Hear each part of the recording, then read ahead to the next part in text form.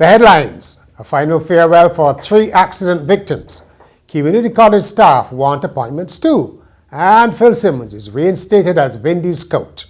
Welcome to Nation News for Tuesday, November the 10th, 2015.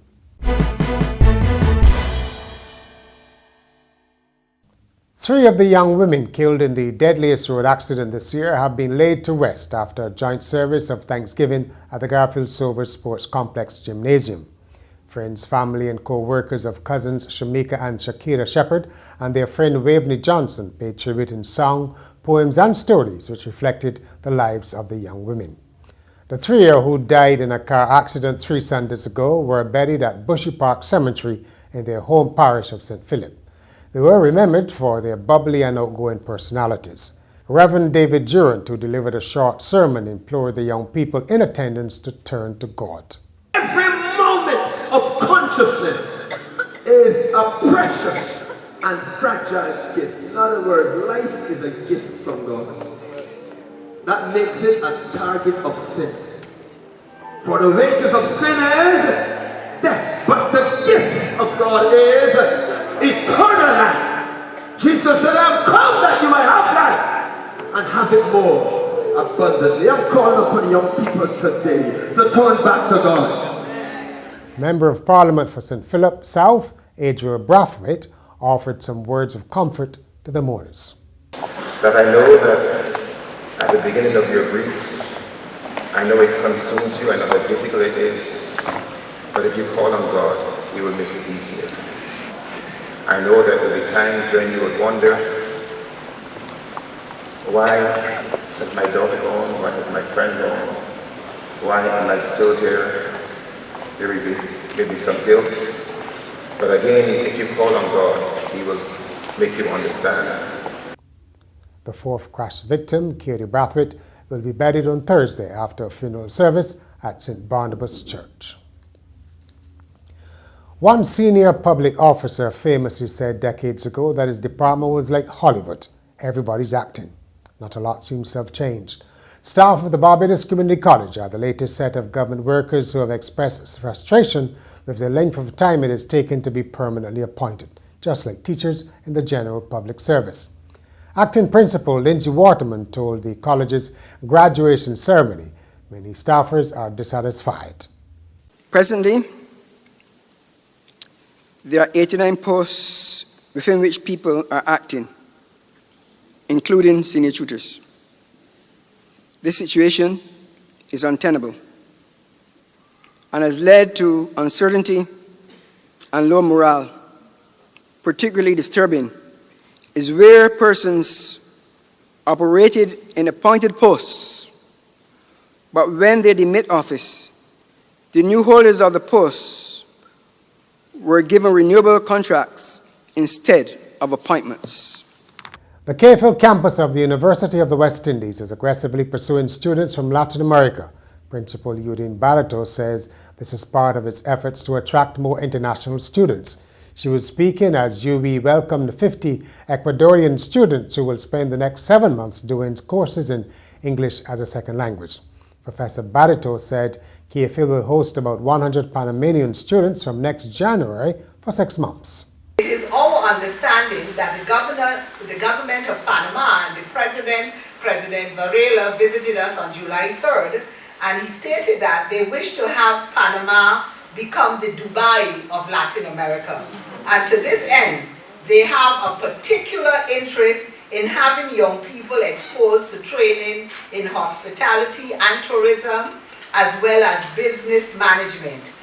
They will take 3 months of ESL, followed by a second 3-month session comprising ESL instruction and 2 workshops on the international hospitality and tourism industry and introduction to business management.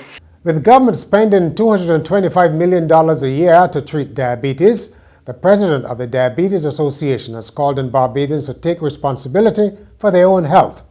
Noreen Medit said she understood the rationale behind the government's move to implement a 10% tax on sugary drinks, but believed individuals needed to do more. She was speaking at last weekend's World Diabetes Blue Circle 5K walk and run, which attracted more than 500 participants a record. Up next is Haydn and Gill with a commentary on the increased airlift to Barbados.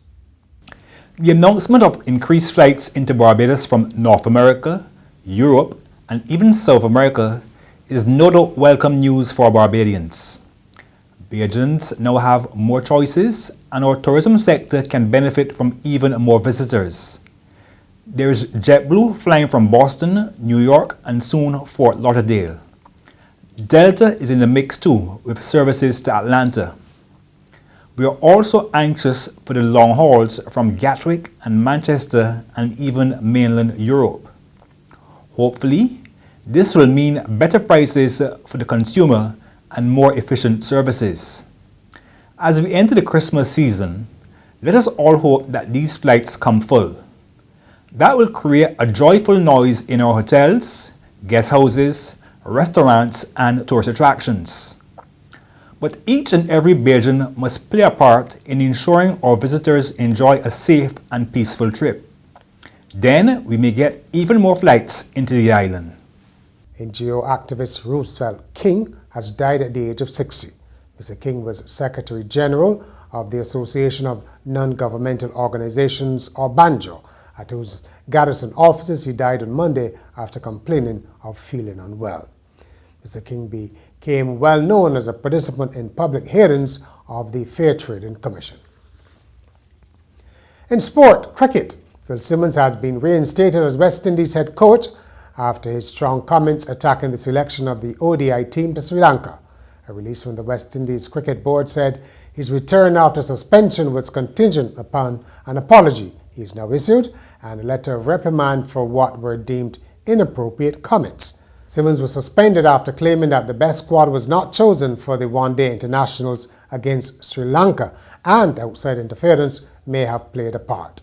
In the event, the West Indies lost all three. He now says he regrets his comments.